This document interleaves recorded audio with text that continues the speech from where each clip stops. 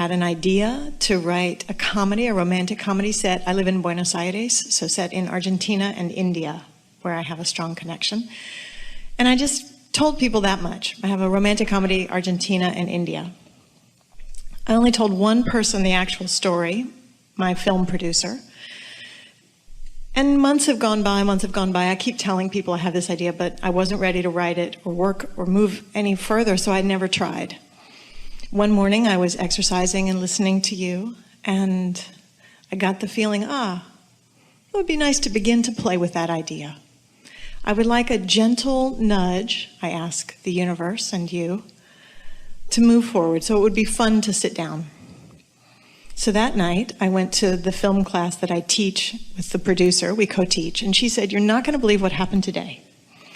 They had called her from the Indian Film Commission as the only representative. They had come to Argentina to talk to her. Someone from the embassy, she wasn't even clear who it was, someone representing 20 production companies in India, because they're looking for a movie to shoot that's set in Argentina and India. And they went to her, and she's the only person on the planet that knew my story.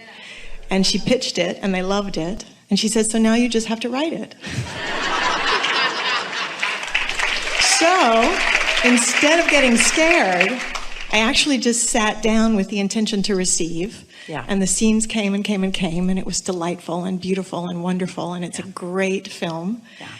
I called her and I said, "It's going great." And she said, "Oh, well, they actually said that they're interested in Mother Teresa and Argentina and India."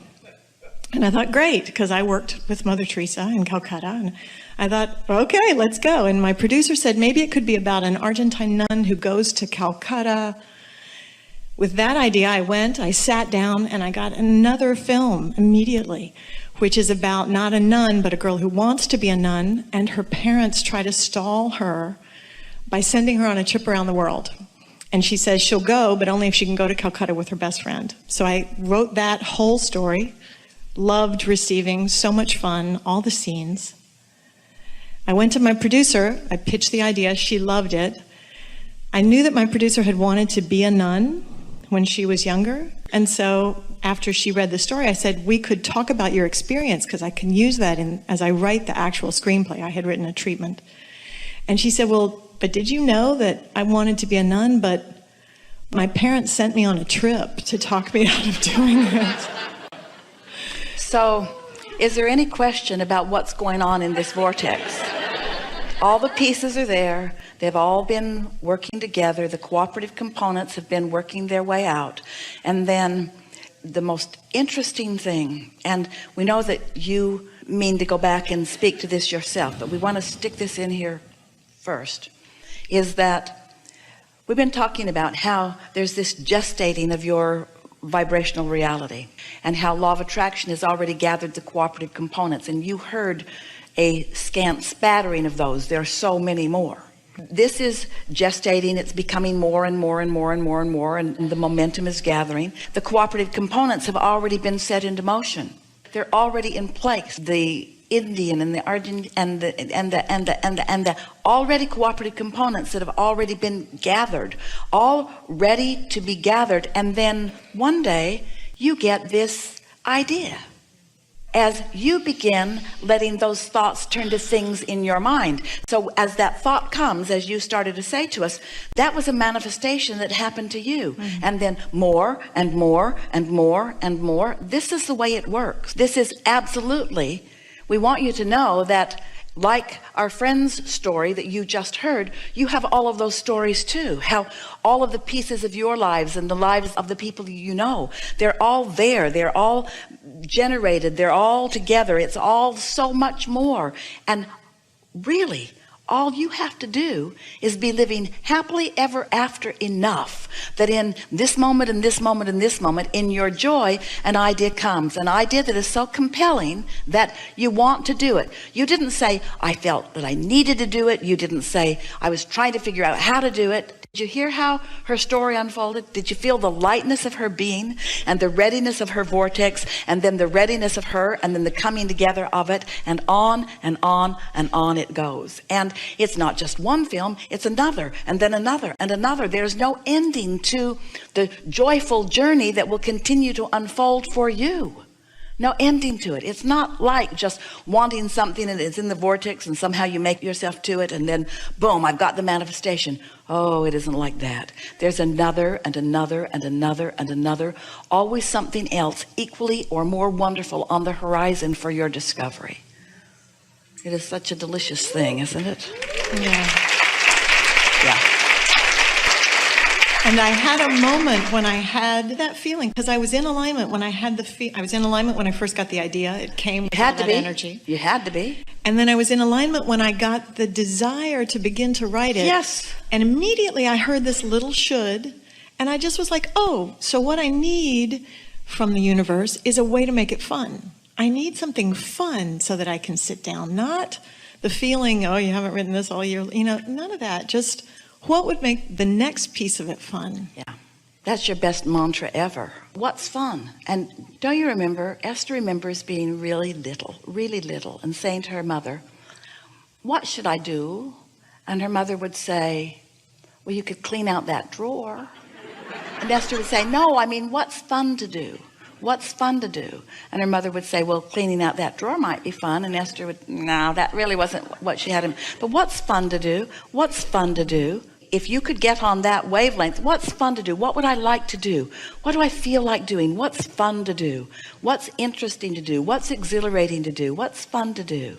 And sometimes it can start out as what's easy to do? What's easy to do? And I also love that when I got the idea, the meeting had already been set up. Well, of course it had. All of the pieces were there for you before you received the first idea. That's what we're really wanting you to hear. You're not making this happen. You caused it to happen during contrasts that you lived and what you put into the vortex. It's already there. It's there for all of you. You're not making it happen. You're not setting a goal and making it happen. It's already happened. And you're in the receiving mode so that you're receiving the idea of what's already happened. And there hasn't been a better description in this format of explaining that in real time than what you just gave. You heard it, didn't you? Something more? I had another manifestation a month earlier than that, where completely free of resistance, because I was cleaning up my thinking and I had been saying I was ready to date a lot of men, and I realized that meant I wanted to date a lot of near misses, and I just was like, oh, I'd rather find a match. And I wrote it out really clearly. Later that day, I had an impulse to send a text. Now, can you find also the correlation between how the other felt and how this felt? Yes. Yeah, same thing. And there was excitement in realizing that my thinking was sloppy. And as soon as I realized, oh, I was asking for near misses. I was asking for a string of near misses. I don't want that. I want a match. And so there was no resistance about worrying. It was just excitement. I wrote down a really detailed description of this man. Later during the day, completely disconnected, had an impulse to send a friend request to someone who'd been in Cancun that I didn't meet, but is on an Abraham page. We connected later that day, still, not a big deal. The next morning, I really felt a marvelous alignment. I exercised and listened to you and meditated, and I'd written, and I was really feeling great. Went downstairs, and that man and I chatted for about an hour, and I felt the feeling of feeling in love with my match. 24 hours later, I just was over the moon. I was so giddy. I called my friends. I was like, oh my God, in 24 hours, I met my match. And my question is that immediately some old resistance showed up. And so that train, which was really rushing forward in the excitement and the fun and the pleasure and the love, and it felt so great, and dancing in the kitchen, these other pieces also showed up from my past. And I was going to ask, in that moment, my response to it was to sort of look at those pieces. And I had heard you say one time that Esther said, oh, that thought is no longer useful to me, so I don't really need to think that anymore. Well, that was unnecessary and unhelpful, she will say. But my question's a little bit about the sweet spot, or the point of when is it useful to actually look at the thought that comes up? Like, do I want to open up that locomotive that's going that way and see the engine and take it apart and say so it doesn't work, or just stop putting coal in the locomotive so it'll, like... Resistance is resistance. And when you're looking for it, you usually find it. There are a few things that we'd like to point out to you about this, because the near misses part of your vibration was a little more active than you realized. And even though you did address it and you did manage to resolve it a little bit, so that sort of answers this last question, you did resolve it a little bit, still there was enough there that it sort of came up again. So this is the thing that we want you to focus upon. So as the impulse occurred to you, we want to say this to you. That's the difference between step 3 and step 4. Step 3, you can find yourself in a state of allowance, in a state of receiving, where an idea will come.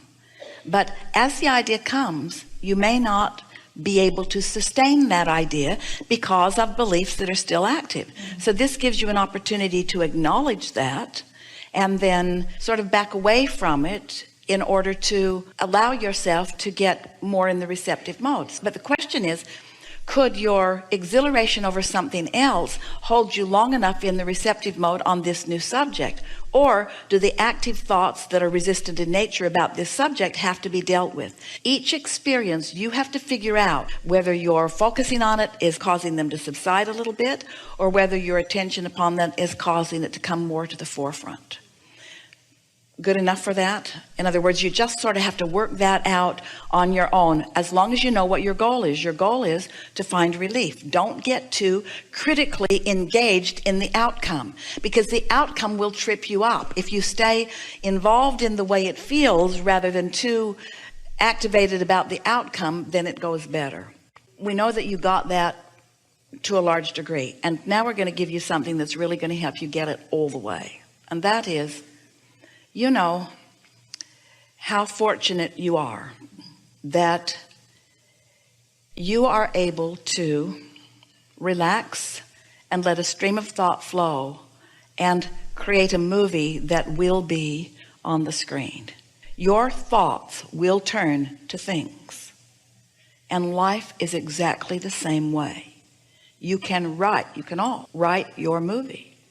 You all have a producer called law of attraction, and you all have endless funding called the energy that creates worlds, and you all have everything that is necessary to bring the cooperative components together. In other words, you have a staff, you have a team of non-physicals and currents and laws that are helping you turn your ideas about a movie into a full-fledged movie. You create your own reality, whether it's on the screen or whether it's something that comes into your life experience. So knowing that, that's why there was such power in what you wrote. And so you know how in a movie the scene will change and then you can write it again. Esther plays a game with her grandchildren, and it's something that she learned when she was very, very young. And she tells a story. Yeah, I jumped out of an airplane, and the other person says, oh, that is so good. Or I fell out of an airplane. Oh, that's bad. Well, it's all right because I had a parachute. Oh, that's good. Well, no, it's not really good because the parachute did not open. Oh, that's bad. No, it's all right because there was a haystack down below me. Oh, that's very good. No, that's bad because there was a pitchfork in it. Oh, that's bad. No, it's all right because I missed the pitchfork. Oh, that's good. No, it's bad because I missed the haystack too. And so since Esther told this story to the children, now they want to play that game all the time. And so one of them will start a story. Oh, that's good. No, that's bad. No, that's good. No, that's bad. And they're all sort of practicing film writing, aren't they? So Esther was watching a television series that she likes to watch, and something happened and she said, oh, that's good. And then there was a plot twist immediately. She says, oh, that's bad. And then it changed. She says, oh, that's good. And she began to laugh because this thing went good, bad, good, bad, good, bad, good, bad, good, bad through the whole thing. And Esther's laughing because that's sort of the way the movie makers keep you engaged, is they give you a problem to which they help you find a solution, and then you feel better. But it is sort of the way that the resistance helps you to continue to create and ask for more too.